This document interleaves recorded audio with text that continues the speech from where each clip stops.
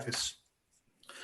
Before we come to the discussion, we will have two more presentations, and we will start with Françoise VANDOOREN from the ULB, the other Free University of Brussels. And we, just for information, we work very closely with the ULB in this the program for sustainable food and biomass projects, and we're very pleased to have members of that university participating in these projects, and we're very pleased to have Françoise here to share some experience in open science in relation to publications. Françoise, with this, the floor is yours. Thank you. I will share my screen. Here it is.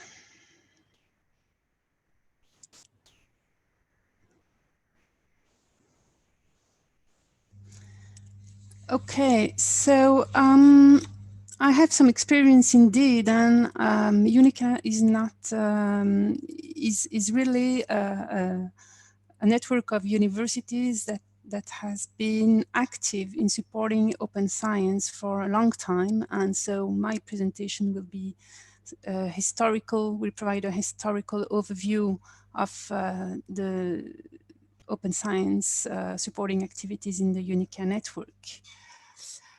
So the story started in 2001 when the Scholarly Communication Working Group was founded. And this group used to organize a seminar every 2 years, hosted by a university member of UNICA, and addressing topics related to libraries and to scholarly communication. And open access was an important topic from the start. And more recently, we dealt with open science issues, research data management, and research support in relation to open science as well.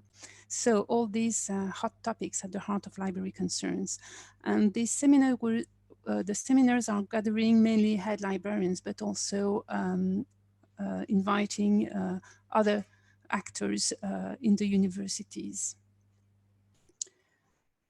So, so far we have organized 9 seminars since 2002, and the objectives are to address the evolution of the role of libraries in universities and to highlight activities, approaches, and initiatives at member universities, as well as sharing experience and good practice, and on all the topics that I've just mentioned.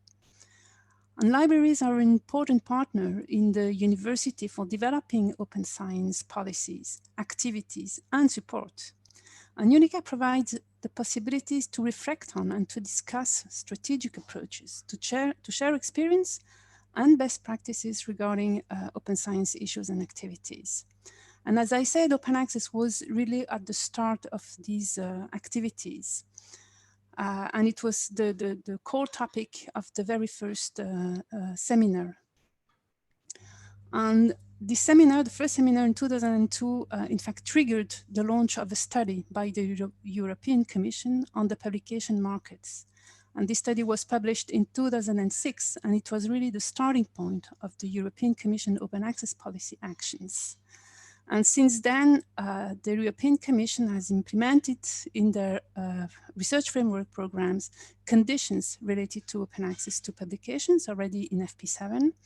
And later in Horizon 2020, they added the Open Research Data Pilot. And you heard what will be expected from researchers funded by the next framework program, Horizon Europe, regarding open science, as René has just presented to you. So now, over the past years, the last webinar we organized that was organized by the Scholarly Communication Group was relating to developing the skills of the librarians to meet new library roles. In fact, libraries have been developing new services over the past years to support teaching, learning, and research at the university, and especially supporting researchers and open science practices. For example, providing services to help them provide open access to publications and dealing with copyright issues, setting up open access repositories, negotiating contracts with publishers, providing support for research data management, and starting open access journals and book publishing, and even opening Fab Labs in the library. And so providing these new services require librarians to develop new skills and competencies.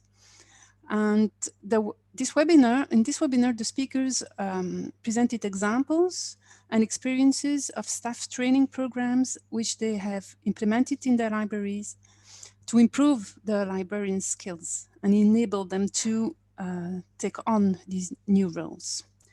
And these are also related to open science, as for example, one of the issues that was raised was digital fluency. And the example was how to set up a Fab Lab and involving citizens, how to develop research data management skills. And approaches for developing services were also presented, and for developing open science skills among the library staff. The strength of the UNICA network is really to be a network of universities. And so it's possible then to focus on experience sharing among the members and to organize workshops with only a small number of participants, and which are much more efficient than big events on scholarly communication to share experience and to network. And so it's a network of universities, and it's not a library association. And this is really an advantage because it enables it becomes possible then to gather people from the different departments who in the universities who are facing open science issues. For example, the rectors, the research administration, the libraries, the doctoral schools, and of course also the researchers themselves. And so it's possible to gather different kinds of people in a single event. And that was the case, for example, when we organized this rector seminar about academic leadership for open science. And the idea there was to gather these leaders to address the issues of implementing open science policies, and to discuss different open science strategies and the financial and the strategic impact on the universities. And more than 30 rectors and vice rectors and presidents of UNICA member universities participated to this event. And they stressed that academic institutions have their role to play, that they have the responsibility to act and to actively promote open science among their community. Many approaches and recommendations were mentioned to foster the ambitions of open science about the future of scholarly communication, fair data, rewards and incentives, and research indicators. So the seminar really contributed to raise awareness of academic leaders about open science issues, and that's also very important. Another activity related to open science recently organized is a webinar we co-organized with another working group in UNICA, which is the EU Research Liaison Officers.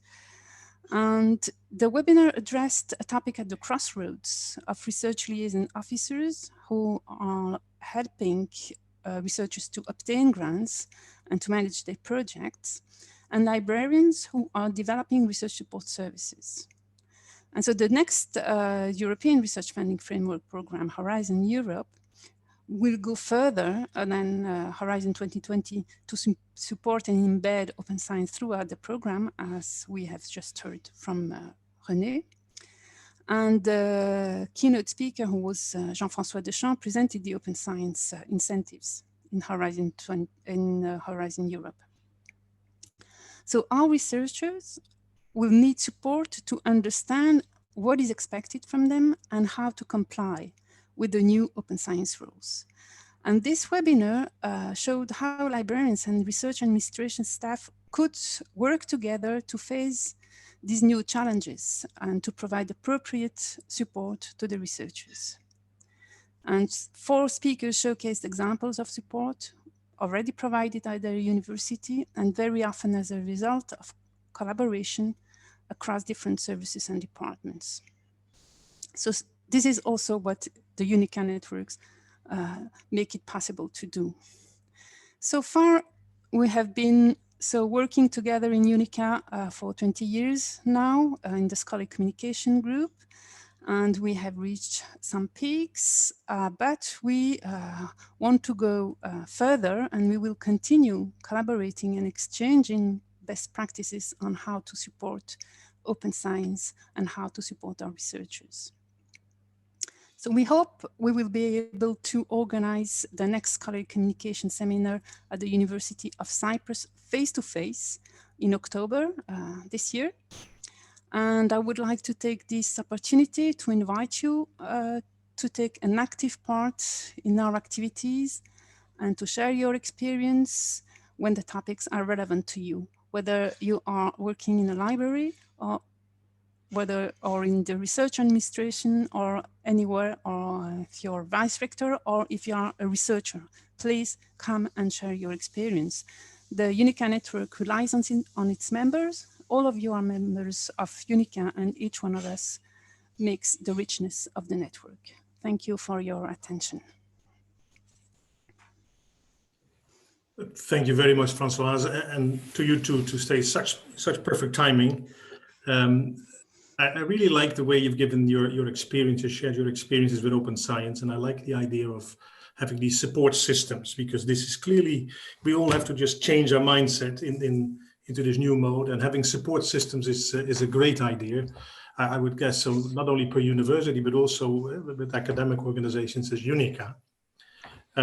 So in the same way as before, I'm going to keep any questions and comments to the end, so we have a good time for discussion. For the participants, we had originally a third speaker here, but she could unfortunately not make it, so we will have a little bit extra time for discussion. And with that, I'm going to move